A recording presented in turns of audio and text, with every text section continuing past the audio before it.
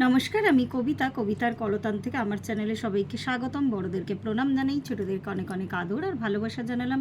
আমি চলে এসেছি এখন হ্যাশট্যাগ আমরা সকলের আজকের বিষয় নিয়ে। আজকের বিষয় রঞ্জনাদি দিয়েছেন, দুটো বিষয় আছে। বিষয়টা হচ্ছে প্রথম বিষয়টা শরীরের বয়স কম অথচ মানসিকভাবে বৃদ্ধ। আর দ্বিতীয় বিষয়টা হচ্ছে সোলা সিঙ্গার নাকি হালকা সাজ। আচ্ছা, প্রথম বিষয়টা বলি যে এটা দুটো অর্থে নেওয়া যায়, যদিও এখন দুটো অর্থ মিলেমিশে একাকার হয়ে গেছে। একটা হচ্ছে যে এটা আমাদের ছোটোবেলায় ভীষণ আমরা মানে শুনতে পারতাম যে একটু যদি ভাবনা চিন্তা করে কথা বলতাম তো বড়রা বলতো অনেক পেকে গেছিস, পাকা পাকা কথা বলিস, বা পাকা বুড়ি হয়ে গেছিস, তো এই ধরনের কথা আর কি। কিন্তু এখন না বাচ্চারা অনেক মানে অ্যাডভান্স আর কি, তাদের চিন্তা ভাবনা অনেকটা অ্যাডভান্স।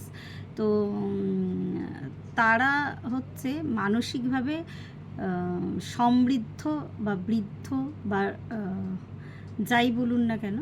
তো আমার মনে হয় যে দুটো দিক আছে এই বিষয়টা। আজকাল বেশিরভাগ বাচ্চাই না নিজের ছোটোবেলাটাকে কিন্তু তারা হারিয়ে ফেলেছে।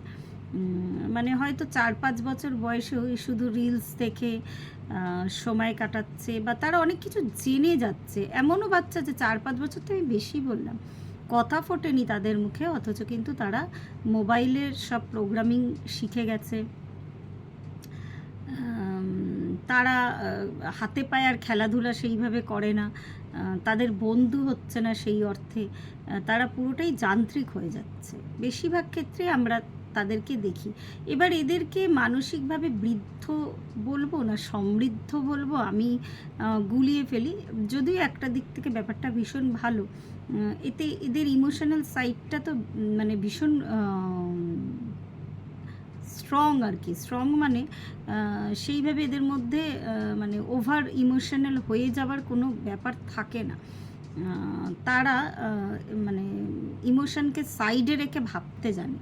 তো তার ফলে কি হয় না, তারা জীবনে অনেক উন্নতি করে, কিন্তু কারোর জন্য পিছিয়ে পড়ে থাকতে এরা চায় না বা শেখেও নি। তাদেরকে শেখালেও না, আমি দেখেছি একদম খুব রিসেন্ট যুগের বাচ্চাদের শেখালেও কিন্তু সেই শিক্ষাটা তাদের গ্রহণ করতে ওই একটু কষ্ট হয়, মানে ওইভাবে তাদের প্রোগ্রামিং হয়ে এসেছে ওপর থেকে আর কি। তো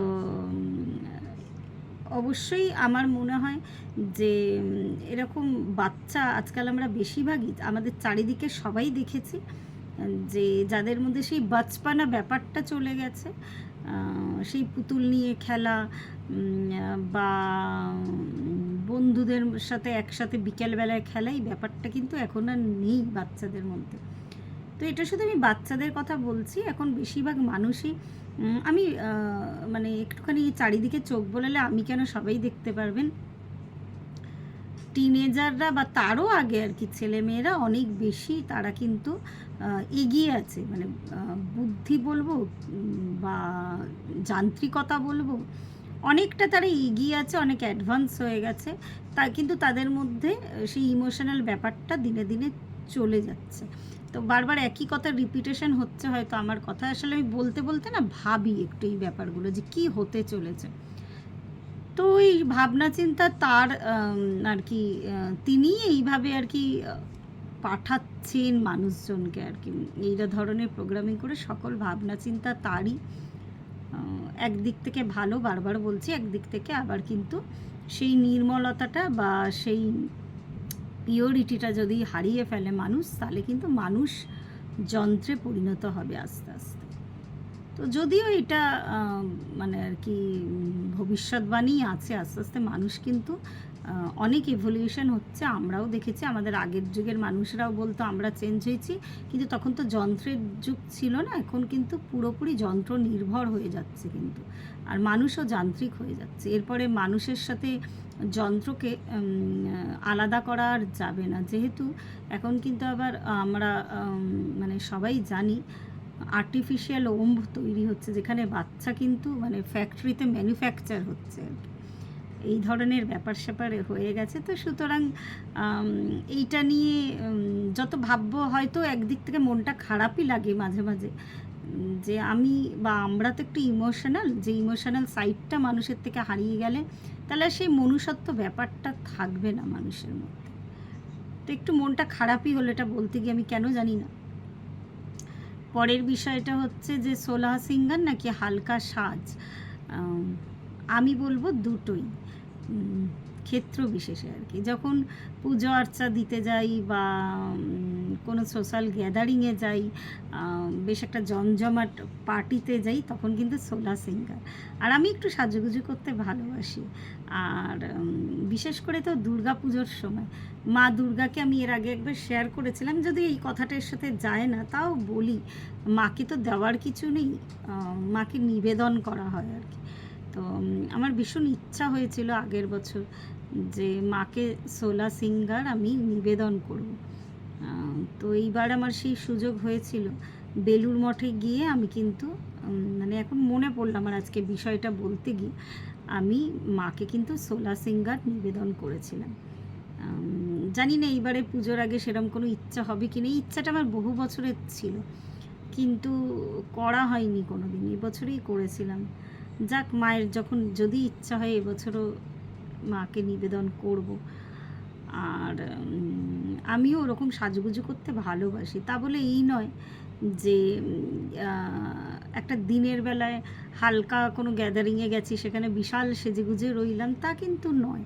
আমি একটু পরিপাটি থাকতে, একটু সাজগোজ করতে, একটু ম্যাচিং ড্রেস এর সাথে ম্যাচিং জুয়েলারি পরতে আমি ভালোবাসি। এটা আমার পার্সোনাল অভিব্যক্তি। আবার মাঝে মাঝে হালকা সাজ এরমও হয় যে ভালো লাগছে না, একটু কাজল পরলাম, লিপস্টিক পরলাম। হ্যাঁ, এটা তো প্রত্যেক মেয়েই পরতে ভালোবাসে কাজলটা। অনেকে লিপস্টিক পরুক না পরুক, কাজলটা কিন্তু অনেক মেয়েই পরে। তো আমি না বহু বছর, আমি কেন জানি না, আগে পরতাম কাজল, বহু বছর না কাজল পরাটা ছেড়ে দিয়েছিলাম। কিন্তু তারপরে আবার যখন বহু বছর বাদে শুরু করলাম কাজল পরা, দেখলাম বেশ একটা অন্য লুকস আর কি দিচ্ছে সেটা। তো আবার এখন আমি কাজল পরি, এখন মানে সেটা চালুও করেছে অনেক দিন। আর লিপস্টিক তো আমার ভীষণ প্রিয় একটা আর কি, কিছু করি না করি একটু লিপস্টিক আমার পরতে ভীষণই ভালো লাগে। আর বেশ অনেকগুলো কালেকশানও আছে, লিপস্টিক দেখলেই পাগল হয়ে যায়, লিপস্টিক কিনি।